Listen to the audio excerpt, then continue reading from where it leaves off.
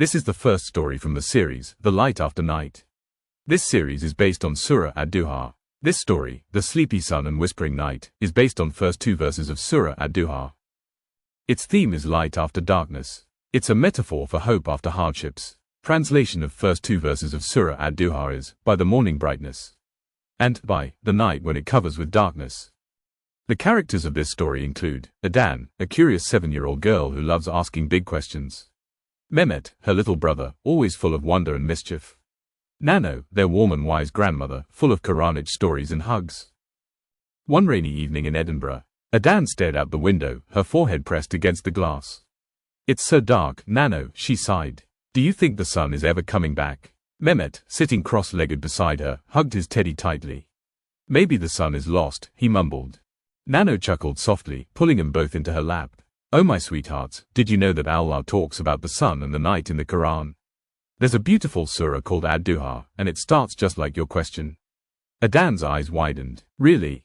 Let me tell you the story of the sleepy sun and the whispering night," Nano whispered as the rain danced gently on the roof.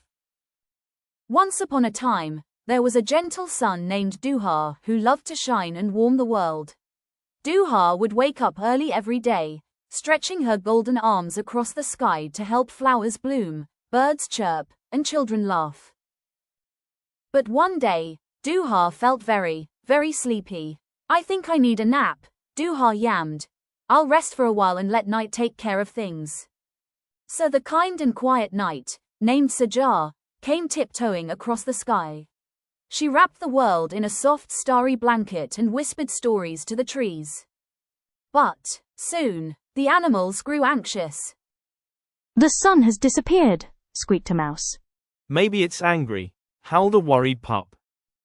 "What if it never comes back?" trembled the bunny. Sajah smiled and hummed. "Shh, don't worry, little ones.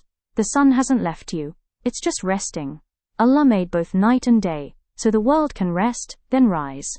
And sure enough, just as she promised, Duha peeked over the mountains, blinking bright and full of joy.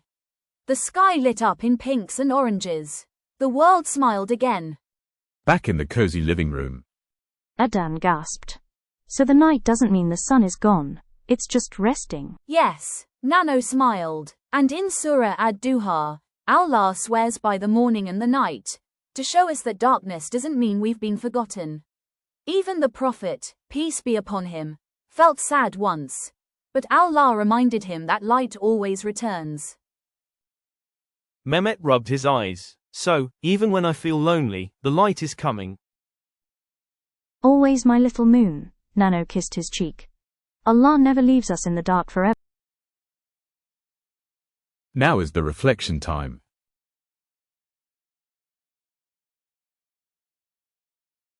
What do you like more, night or morning? Why?